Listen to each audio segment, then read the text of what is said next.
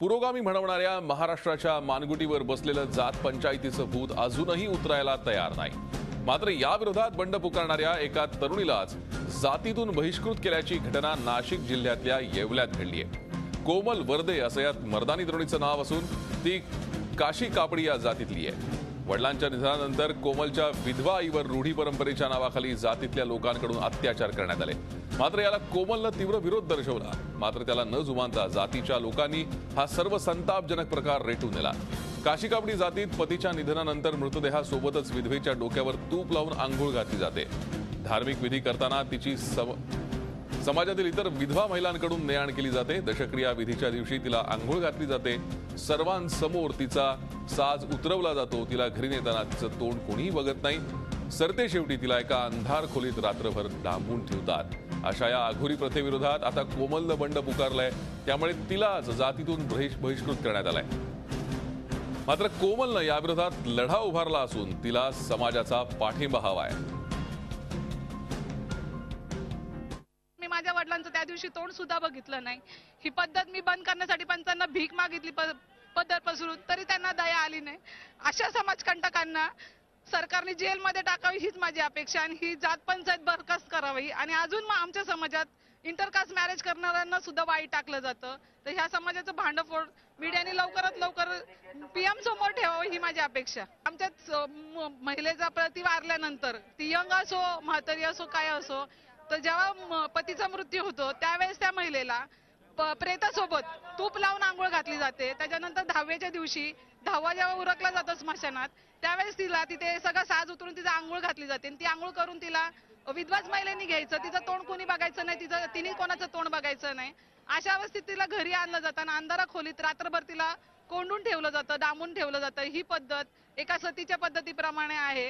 ही पद्धत बंद व्हावी, कारण की आज आमच्या घरात आमच्या समाजात जी कर्ता पुरुष आहे, जो पुरुष नसून ती स्त्री असून ती स्वतःचा व्यवसाय करून कुटुंब प्रमुखाची भूमिका बजावते। अशा महिलेला जर समाज घृणास्पद क्रिया करत असेल तर ह्या समाजाचा मी स्वतः निषेध करते। जात पंचायतीचे पंच का अंत्यविधी झाल्यानंतर त्या महिलेला म्हणजे तिचा नवरा जर मृत पावला तर तिच्या पत्नीला अत्यंत हीन पद्धतीने वागणूक दिली जाते। तिला अंगाला तूप चोळलं जातं, सर्वांसमक्ष आंघोळ केली जाते आणि तिला अंधाऱ्या कोठडीमध्ये डांबून ठेवण्यात आलं जातं। ती अशी वय तिचं तोंड कुणी पाहू नये अशा पद्धतीची हीन वागणूक जी दिली जाते ती आजच्या काळामध्ये सतीची प्रथा होते। एक दिवसापुरती का होईना ती सतीची प्रथा चालू आहे असं मला वाटतंय। आपण या संदर्भात अधिक चर्चा करूयात। सामाजिक न्यायमंत्री दिलीप कांबळे सध्या आपल्यासोबत आहेत। कांबळे साहेब, आपण बघतोय धक्कादायक हा सगळा प्रकार आहे। पुरोगामी महाराष्ट्र आपण म्हणतो, मात्र या पुरोगामी महाराष्ट्रात ज्या लेकीनी या सगळ्या अंधश्रद्धेविरुद्ध या जात पंचायतीविरुद्ध आवाज उठवला तिलाच या जातीने बहिष्कृत केलंय। कधी होणार या विरोधात कायदे, आणि जर कायदे झाले तर त्याची अंमलबजावणी होणार का? असं आहे की शासन या सगळ्या प्रकाराचा आम्ही धिक्कार करतो आहे आणि ती जी मुलगी या सगळ्या प्रकाराच्या विरोधात उभी राहिली आहे, सरकार पूर्णपणे त्या मुलीच्या बरोबर आहे आणि या राज्यातल्या जाती पंचायत या रद्द झाल्याच पाहिजेत। शासन अशा प्रकारे जर कोणी वागत असेल त्याच्यावर कठोर कारवाई करेल।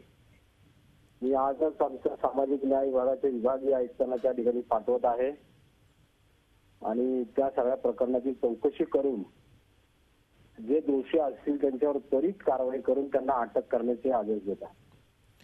कांबळे साहेब, अशा अनेक कोमल असतील ज्या या प्रथांविरुद्ध लढत असतील, मात्र या सगळ्या लेकींना जर असा त्रास होत असेल तर समाजाची मानसिकता पण कुठेतरी बदलली पाहिजे। यासाठी काही करता येईल का?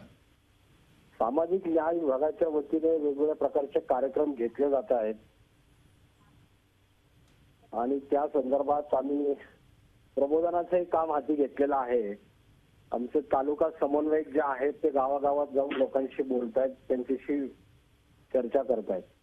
परंतु या कोमल जी मुलगी आहे तिला पूर्णपणे संरक्षण दिलं जाईल। जिल्हा प्रशासनाला याचे आदेश देत आहे आणि जिल्हा पोलीस प्रमुखांनाही तातडीने त्या ठिकाणी घटनास्थळी पोहोचायचा आदेश करतो। जी, खूप खूप धन्यवाद सविस्तर आमच्याशी बोला त्याबद्दल। सामाजिक न्याय राज्यमंत्री दिलीप कांबळे आपल्यासोबत होते। त्यांनी आश्वासन दिले की या सगळ्या प्रकरणाची दखल घेतली गेली आणि तात्काळ विभागीय आयुक्तांना कारवाईचे आदेश देण्यात येतील आणि कोमलला पूर्ण संरक्षण दिलं जाईल। तिला यापुढे कोणताही त्रास होणार नाही। त्याचबरोबर ज्या लेकी अशा सगळ्या प्रथांविरोधात लढत असतील किंवा जे कोणी सामाजिक कार्यकर्ते अशा प्रथांविरोधात आवाज उठवत असतील त्यांच्याही कार्याची दखल घेतली जाईल आणि जेणेकरून समाजामधून ही मानसिकता दूर होईल अशा अनुषंगाने प्रयत्न केले जातील. मुकुल, हा प्रकार आपण सगळा बघतोय की या सगळ्या प्रकारातनं कोमलला कुठेतरी त्रास दिला जातोय, तिलाच बहिष्कृत केलं जातं या सगळ्या समाजातनं. जेव्हा या सगळ्या जातीचे पंच बसले किंवा या पंचांनी निर्णय घेतला त्यावेळेला काय नेमकं घडलं, पंचांनी काय नेमकी भूमिका घेतली? भूषण, कोमलचा लढा हा आजचा नाहीये. ती गेल्या अनेक दिवसांपासून या रूढी परंपरांच्या विरोधात लढा देते. मात्र प्रत्येक वेळेस तिला डावलं जायचं, तिला सांगितलं जायचं तू यामध्ये पडू नको, हा याच्याशी तुझा काही संबंध नाहीये. मात्र ज्या वेळेस तिच्या वडिलांचं निधन होतं आणि तिच्या आईच्या बाबतीतच या सर्व रूढी परंपरांचा जाच तिला बघायला मिळतो आणि तो तिला सहन होत नाही, त्यामुळे ती आवाज उठवते.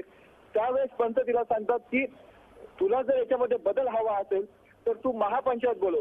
महापंचायत बोलवणं म्हणजे जवळपास तिला 7 ते 8 लाख रुपयांचा खर्च आहे. या सर्व पंचांना बोलवणं, त्यांचं राहणं खाणं किंवा इतर त्यांची व्यवस्था करणं आणि एवढंही करून ही पंचायत बोलवणं ही निकाल किंवा निर्णय हा या कोमलच्या बाजूने लागेल याची शाश्वती बिलकुल नसते.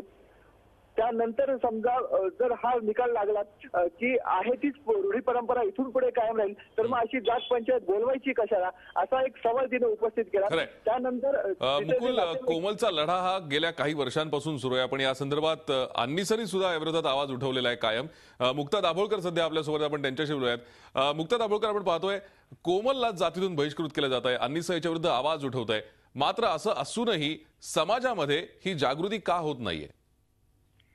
खरं आहे की रूढी परंपरा ज्या प्रत्येक जातीच्या स्पेसिफिक असतात, तर जात हे त्या रूढी परंपरांना स्वतःचं वैशिष्ट्य समजत असते आणि इतर जातींपासून स्वतःला वेगळं करणारा जणू काही तो एक मार्कर आहे असं जाती समजत असतात आणि त्यामुळे त्यांना विरोध करणं हे ते सत्तेला आव्हान देण्यासारखं समजलं जातं. त्यामुळे म्हणजे आमच्याकडे याच्या आधी पण एक केस अशी आलेली की 12वं घातलं नाही वडिलांच्या मृत्यूचं म्हणून त्या मुलांना बहिष्कृत केलं. मग आई म्हणाली की मी 12वं घालते, तर तेव्हा त्यांना ते असं म्हटले नाही आता जिवंत असलेल्या 2 मुलांचं पण घाला 12वं तरच तुम्हाला आत घेऊ. म्हणजे इतकं इलॉजिकल. आणि दुसरं म्हणजे दहशत आणि शोषण याच्यावर आधारित ही गोष्ट आहे.